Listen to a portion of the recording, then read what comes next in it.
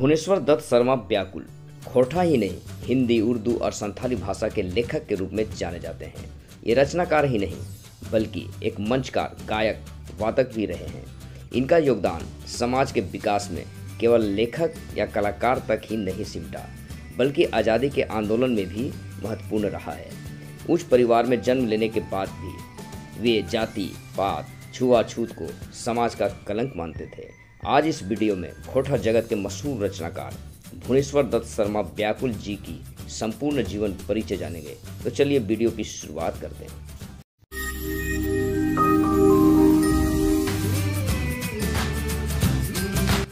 भुवनेश्वर दत्त शर्मा व्याकुल जी का जन्म गिरिडीह जिला के महथाडीह गांव में 17 मार्च 1908 ईस्वी को हुआ था, परंतु उनका परिवार हजारीबाग के बिशुनगढ़ में रहने लगा।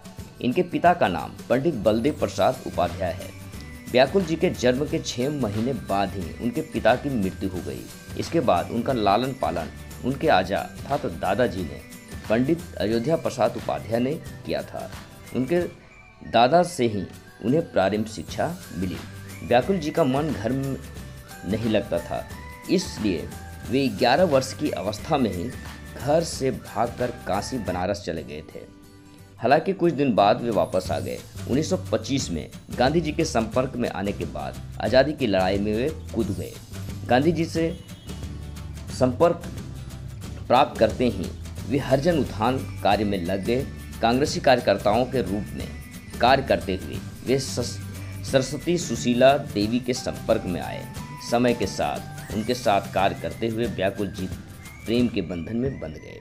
हालांकि सरस्वती देवी दूसरी जाति की एक विधवा महिला थी, फिर भी व्याकुल जी ने जाति पाति के बंधन को तोड़कर एक विधवा सरस्वती सुशीला देवी से विवाह किया, जिसके कारण उन्हें समाज में विरोध का भी सामना करना पड़ा था। इसी दौरान बोकारो स्टील सिटी में एक ऑपरेटर के पद पर वे कार्य करने लगे। 17 सितंबर 1984 को उनकी मृत्यु हो गई।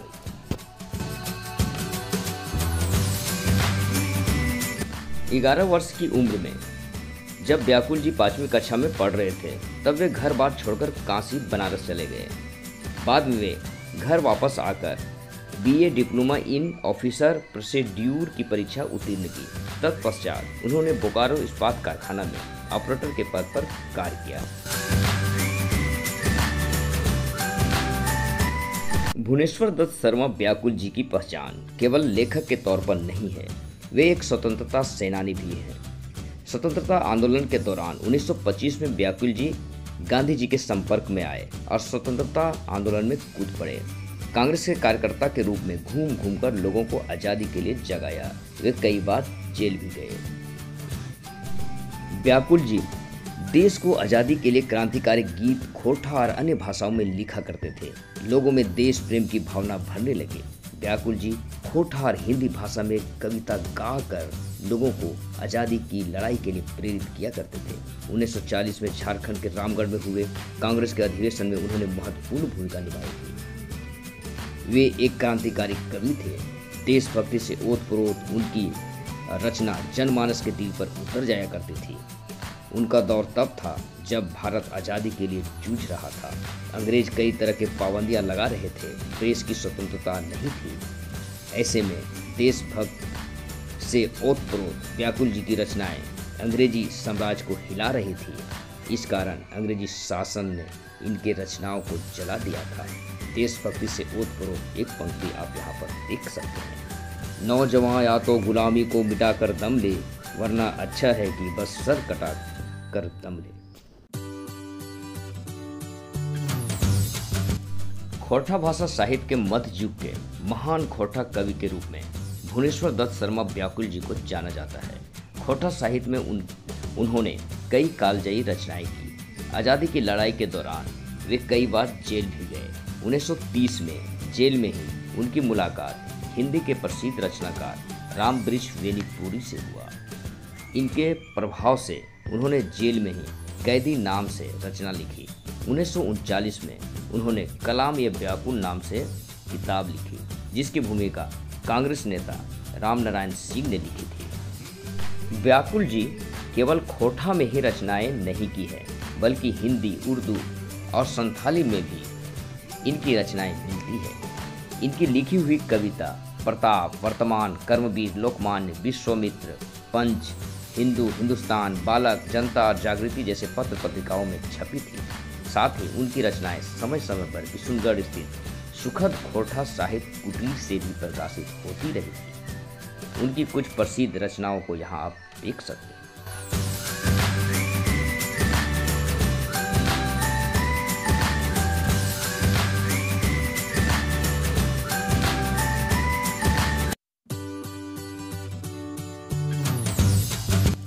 व्याकुल जी की लिखी गई खोरठा में रचनाएं समाज में जागरूकता लाती है। इनकी रचनाओं में यहाँ के मिट्टी और मनुष्य के प्रति प्रेम, दर्द, बच्चों को दुलार का बखान और सामाजिक बदलाव जैसे चीज़ों पर मिलती है।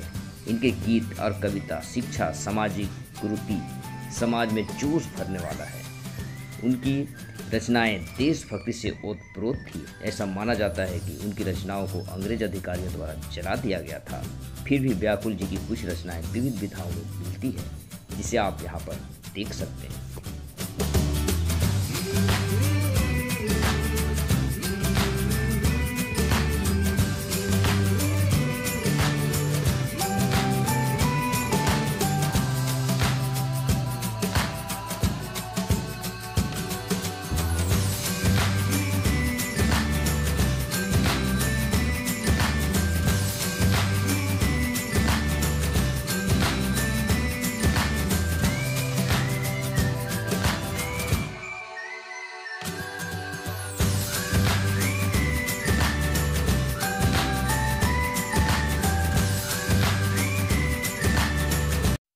भुवनेश्वर दत्त शर्मा व्याकुल ने खोरठा भाषा में रचनाएं तब की जब खोरठा बोलना और सीखना लाज और अपमान समझा जाता था। तब उन्होंने खोरठा भाषा में लिखना शुरू किया। इसलिए उन्हें खोरठा के शुरुआती रचनाकार के रूप में जाना भी जाता है।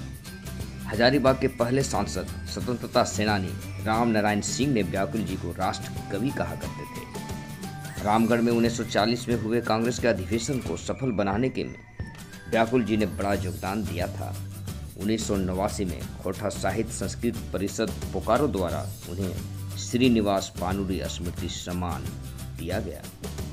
व्याकुल जी की जीवनी पारितोष कुमार प्रजापति ने खोरठा भाषा में लिखी है, जो 9वीं कक्षा के खोरठा पाठ्य पुस्तक में शामिल की गई है।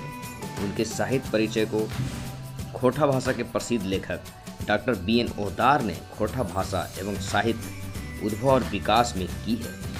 खोरठा घरडिंडा पुस्तक में तारकेश्वर महतो गरीब ने भी खोरठा भाषा में भुवनेश्वर दत्त शर्मा व्याकुल जी का विवरण प्रस्तुत किया है। जाने माने खोरठा लेखक और प्रोफेसर दिनेश तिनमनी ने नावा खाटी खोरठा किताब में व्याकुल जी की जीवनी का बिंदुवार विवरण प्रस्तुत किया है। उसी तरह गजाधर महतो प्रभाकर ने भी अपनी कई पुस्तकों में व्याकुल जी की संक्षिप्त जीवनी लिखी है। इसी प्रकार डॉक्टर आनंद किशोर दांगी ने भी खोरठा कवियों का काव्यगत परिचय में व्याकुल जी का संक्षिप्त विवरण लिखा है। खोरठा विकास काल के उभरते हुए खोरठा लेखक महेंद्र प्रसाद दांगी ने भी गूगल पर वेबसाइट www.ज्ञानतरंग.com पर भुवनेश्वर दत्त शर्मा व्याकुल जी की जीवनी को लिखा है। विनोबा भावे विश्वविद्यालय हजारीबाग के वेबसाइट पर व्याकुल जी की संक्षिप्त जीवनी का वर्णन मिलता है। इस तरह से खोरठा के मध्य युग के बेहतरीन कवि लेखक भुवनेश्वर दत्त शर्मा को सम्मान दिया गया।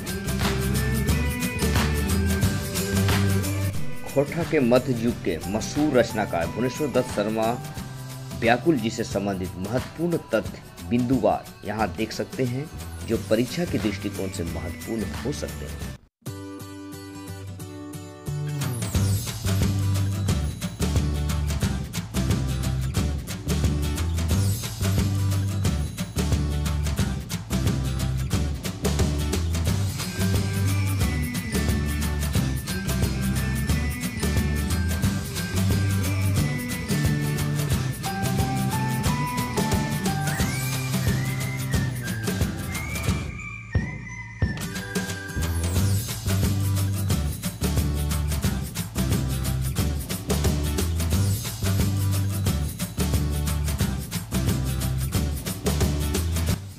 खोरठा भाषा में व्याकुल जी से संबंधित 25 MCQ यहाँ रखा जा रहा है जो आपके परीक्षा के दृष्टिकोण से उपयोगी हो सकते हैं।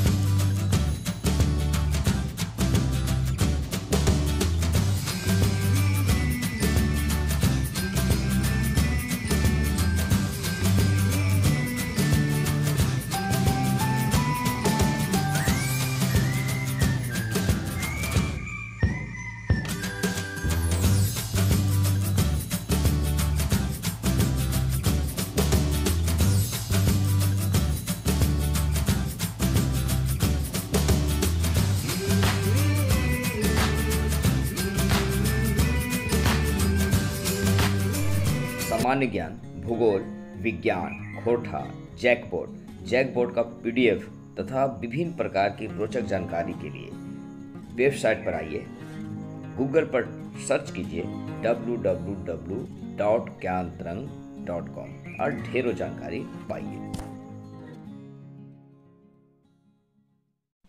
यदि यह वीडियो अच्छा लगा हो तो इसे लाइक और शेयर भी कीजिए और अभी तक इस YouTube चैनल को सब्सक्राइब नहीं किए हैं तो कर लीजिए।